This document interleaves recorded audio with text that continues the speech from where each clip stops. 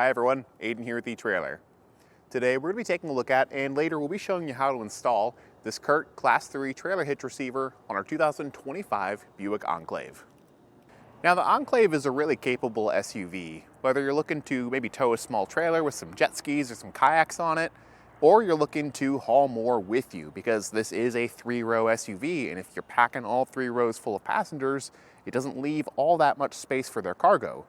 So you could very easily use this hitch for something like a cargo carrier or a bike rack to get your whole family to the trail. Regardless of what you plan on using it for, a hitch is a great way to expand the function of your vehicle and allow you to do more with it. Those accessories are going to attach inside your 2-inch by 2-inch receiver tube here, which is great because that gives you the widest range of compatibility with accessories, and they'll secure using the standard 5/8" hitch pin and clip hole on the side. Now, the hitch pin and clip are sold separately, but you can find those here at eTrailer as well as locking ones if you need it. But chances are, if you're picking up an accessory like a bike rack or a cargo carrier, they might already come with one of these, so double check what you're getting in conjunction with your hitch, or maybe double check what you already own and see if you have one already. Now for towing, you are going to have safety chains that need to hook up to the sides of your hitch here. You'll do that using this loop style safety chain loop. It's going to work great for your standard S-hooks as well as these larger clevises. But of course, with any accessory, whether it be towing related or sports and rec, you want to be mindful of those weight capacities. This hitch is going to be able to handle a 5,000-pound gross trailer weight limit. That's the amount of weight on your trailer and the trailer itself, and that's how much weight it can pull. Then you're going to have a 500-pound maximum tongue weight rating. That's the maximum downward pressure on the end of the receiver tube. That's really important to know for any of your suspended accessories like a cargo carrier or a bike rack. The good thing about 500 pounds is that's going to work really well for the widest range of heavier cargo carriers and for bike racks if you need them. The one thing I'll say to all of that though is that you always want to check your owner's manual, see what your vehicle is actually rated for, and go by the lowest rated component, whether that be the hitch or the vehicle. Now your Enclave does have a decorative panel that's designed to go over the hitch when it's not in use. That's great because it gives you a really clean finished look and you don't have to see the hitch if you're not using it. But that does mean that the hitch will be tucked under here pretty far. So I want to be mindful of that when we're choosing accessories like bike racks that maybe fold up. From the center of the hitch pin hole to the outer face of our bumper here, it's going to be 2.5 inches, which is actually pretty good. That basically will let us know if our folding accessory has clearance to not make contact with the bumper whenever we do fold it up. The one thing I'll say is if you've got these parking sensors here, the proximity sensors, any folding accessory likely will interfere with those quite a bit, so it's something to watch out for. But we also need to look at our ground clearance, which from the ground to the top inside edge of our receiver tube opening here, it's about 21 inches. That'll let us know if we are using a ball mount to tow, whether or not we need a rise or a drop to be level with our trailer. I'd say for most cases, you might want a little bit of a drop, but it's always a good idea to measure your own trailer and see where it lines up. So for me, this is a really solid hitch on the Enclave here.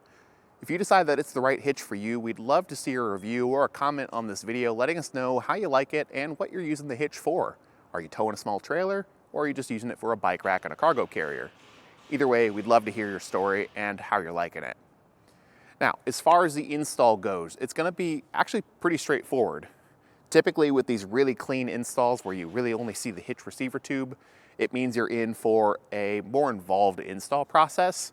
And while you do have to remove the vehicle's rear fascia, it's one of the easier ones that I've done and worked with. So I definitely think this is something you could do in your driveway with some pretty simple tools. And the added benefit of fascia removal is that it's a lot easier to do on the ground because more of the interaction points are less underneath the vehicle and more out to the side here. So it actually, I think, makes it a lot easier in some cases. Now, if that's not something you want to tackle though, that's totally fine. You can use our dealer locator to find an installer local to you who can help you get this installed. But for the DIYers out there that do want to try it out, follow along and walk you through step by step. We're going to start our installation at the back of the vehicle here, looking underneath our fascia to find some screws. Now these are going to be tucked under quite a bit there, and we'll remove those with a T15 Torx bit. This is going to be just the one on either side of the vehicle. There's just one of these per side. And with everything we see removing the fascia we do on one side, we will mirror on the other. Up top, we're going to have a T20 screw located on each corner. And then in our wheel well, we're going to have 4 more T15 screws. Start at the bottom and just count 4 on your way up. All those need to come out as well.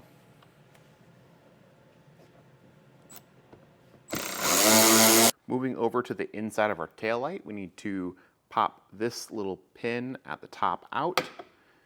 Something like a forked trim panel tool will be really helpful here so you can grab around it and not damage the edges.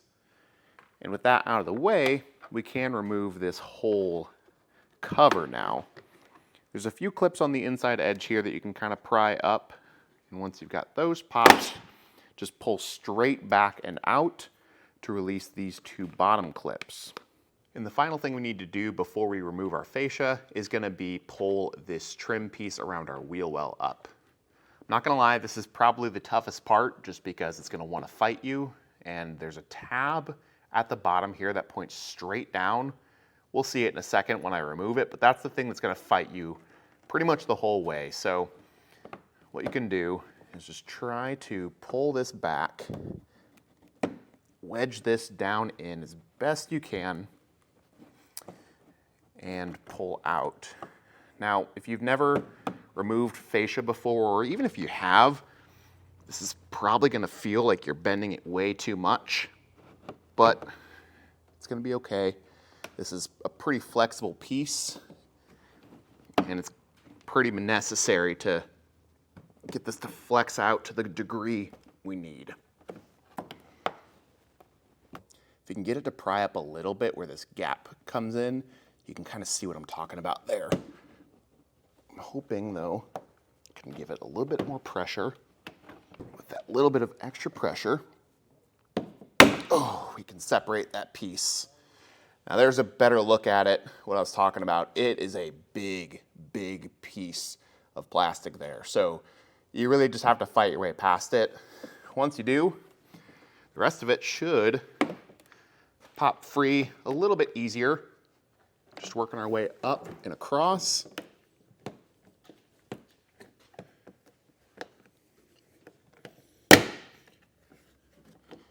And we want to go probably 1 past this seam here.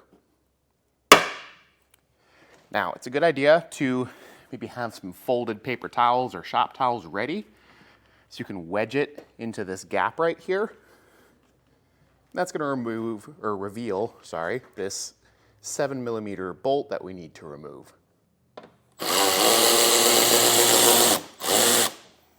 And one extra thing I like to do before we start pulling that fascia off is laying some painter's tape across the seam here where the panels will be separating.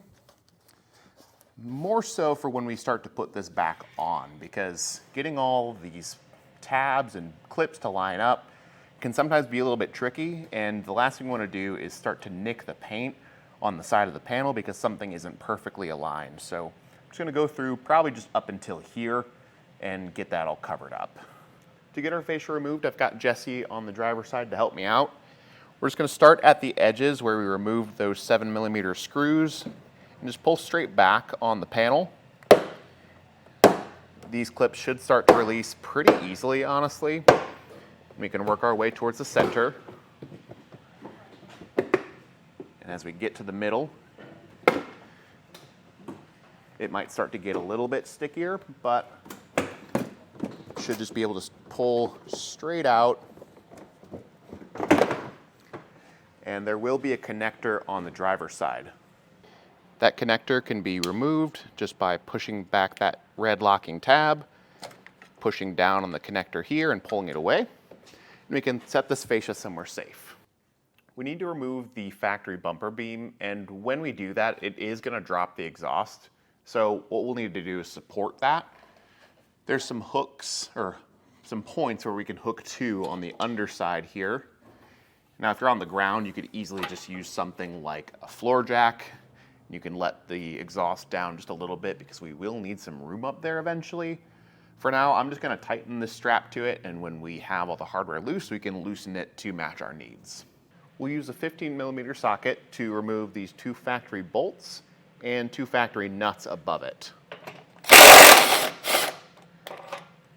These bolts will drop the exhaust. So that's why we have it supported right now. And I'll do the 2 nuts last. And I've already left one on the other side, just very loosely installed. So at this point, the bumper beam still has something holding it up on either end. I can just remove those by hand, using my other free hand to just make sure that this doesn't come falling down. Luckily, the studs are pretty long, so it does have a bit of support there, but when all the hardware is free, you can just take this and lift it away. From here, though, we can take our hitch and just put it right back in place over where the bumper beam was, sliding it in the holes and getting the studs lined up on either side. Just want to watch for these little mounts for the exhaust that they don't get caught. And you might have to just kind of tap it to get it to fit in place. It's a bit of a snug fit. And we can use the nuts that we removed previously to hold this in place. So just reinstall all 4 loosely. Now, one thing your instructions don't tell you to do is raise up your exhaust bracket and reinstall with the new hardware yet, because it's going to block our other hardware we need to tighten down. I will, however, be installing those new provided bolts in our kit just through the hitch into the weld nuts. Now, the reason I'm doing this is not really holding anything up, it's just to keep the hitch aligned, because we're going to need to add some other hardware and torque it down, and when you do that, it can throw these outer holes out of alignment. So this is just to keep the hitch in place to ensure these will go back in when we need to. From here, though, I will be lowering that exhaust a little bit, just letting some pressure off that strap. And there is an isolator further up. You know, if you find that you don't have enough room to work, you may need to remove that, but I think just that little bit, we should have enough room here to push it out of our way when we need to.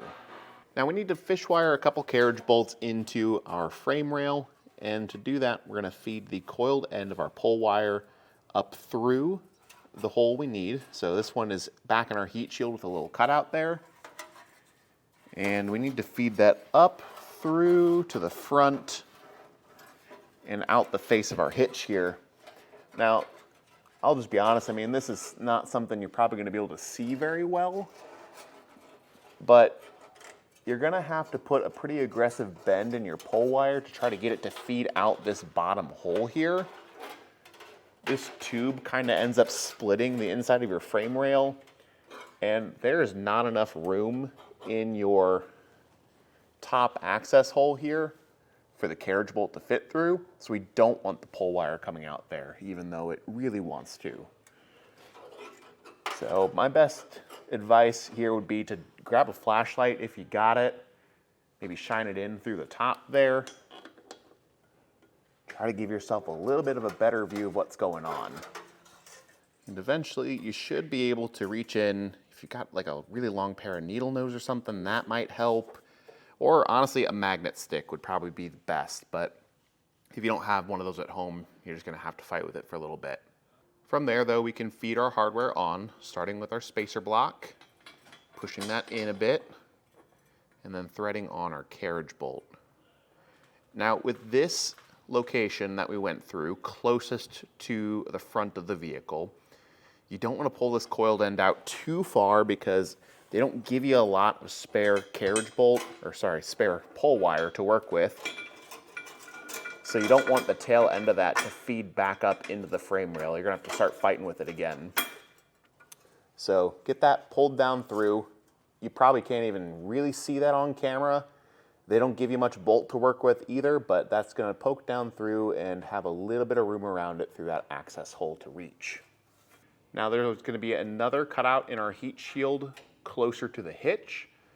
We're gonna again just point straight up with that carriage bolt and come out the front right here. We'll follow that up with the same combination of spacer block and carriage bolt. And this one you should be able to see a lot better. Now for your hardware, it's just going to be one of these flange nuts with those teeth facing up towards our hitch.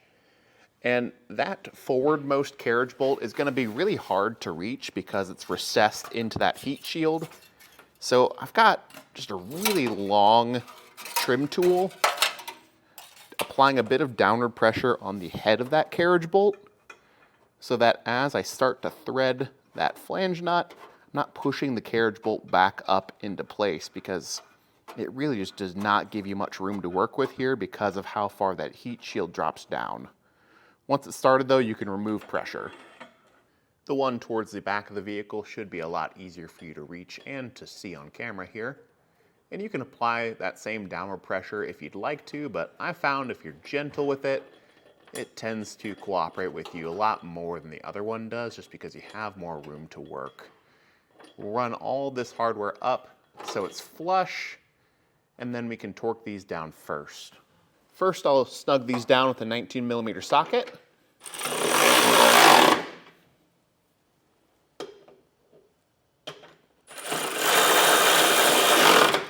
Then we'll go back through and torque these to the specifications found in our instructions. You want to repeat that just for the carriage bolts for now. From here though, we can remove those bolts we put in earlier just for the purposes of alignment. And each of them will get a conical tooth washer with those teeth facing in towards the hitch. And we can get our exhaust bracket lined back up with all those holes there and fed through for both sides and both locations here. Now, because we did that alignment earlier, everything here is wanting to line up with our vehicle side mounts a little bit better. Just run these through by hand on all locations. Once we've got those started, we'll run those down with a 17mm socket.